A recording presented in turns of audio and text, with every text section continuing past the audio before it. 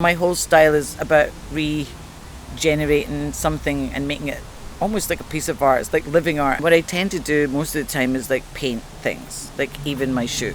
My husband goes bananas. There's nothing that hasn't been painted. It was Christmas Eve a few years ago and I was completely broke, and we'd come in from a big party and I realised I didn't have my husband a gift, and I was like, ah!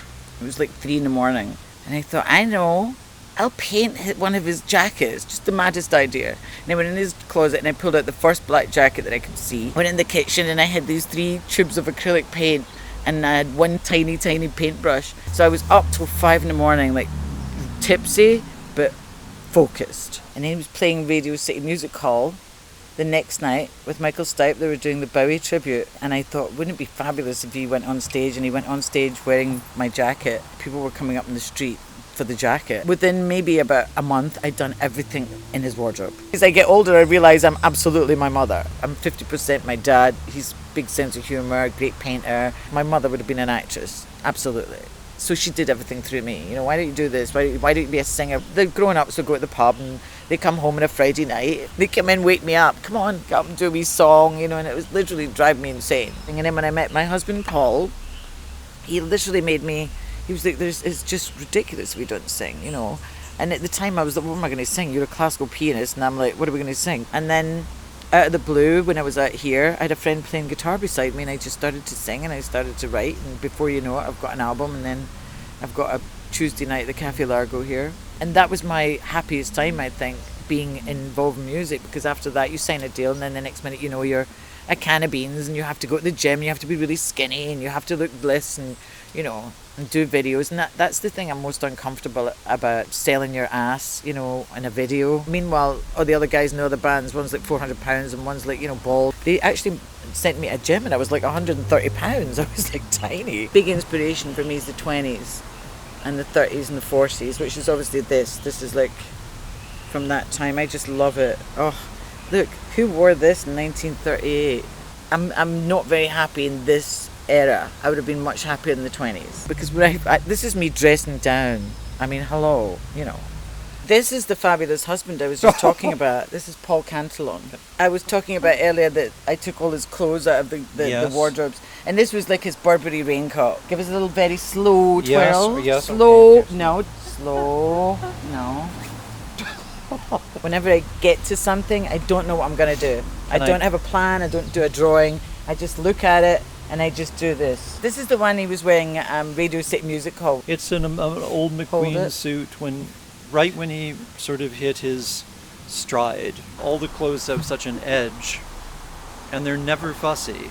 This was another one of the very first. That's Catherine Hamnett. It's so old. Talk about sustainable. It's like 1978. For performance, being on stage, I like my hair to be big because I'm so tiny that it's good to have something that kind of jumps out. So I'm a big flower person. Wear loads of wigs as well. I love big, curly wigs. I'm all about the smoky sort of Biba 1970s look from London. Glasses always add a bit of glamour, I think. Aging I don't really care about. I'm quite happy age because I don't really believe in age. And some people at 75 have got like the personality and the life and the soul of a 25-year-old. That's why you got to believe in reincarnation, because I've met like 10-year-olds who are like 80. I'm a big risk taker because I always think, it's a big thing. If you don't make any mistakes, you don't make anything. Always being successful all the time, what are you going to learn? You're not going to learn anything, But I think people think when they have fame that everybody's going to love them. They think that's like that's real, I mean, if somebody likes my song, they don't care whether I can pay my rent or not. They just like, oh my God, I love your music. Fantastic, because that's what I want. Music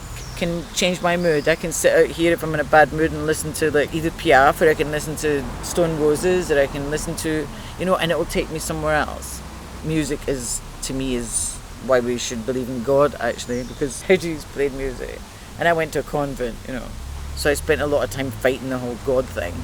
The summer of 1989, and the Star of India, which is infamously eccentric and known, there was a piano, and I was playing, and I heard this voice, which just floored me. And it was Angela who was sitting with Hugh Grant in this mad sort of very, very London summer dinner. And she was just like drinking champagne and singing from the table.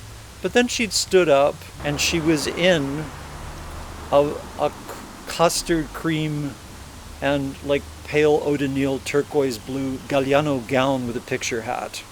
So she looked like a Regency 18th century vision. And I said, oh, won't you come possibly and sing and play tomorrow? And she said, maybe I will, maybe I won't, which was just so fabulous. The best thing about love for me is just knowing you have somebody who's there, who gets you. That to me is love. Him and I against the world. Two people that love each other, that are considered a wonderful couple. That is wonderful, but they have to elevate the strength of the individual.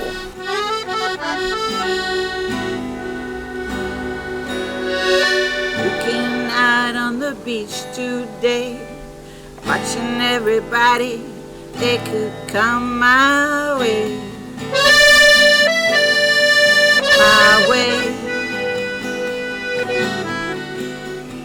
Tell Tobias, won't take long. I'm not doing much. I got no track being here.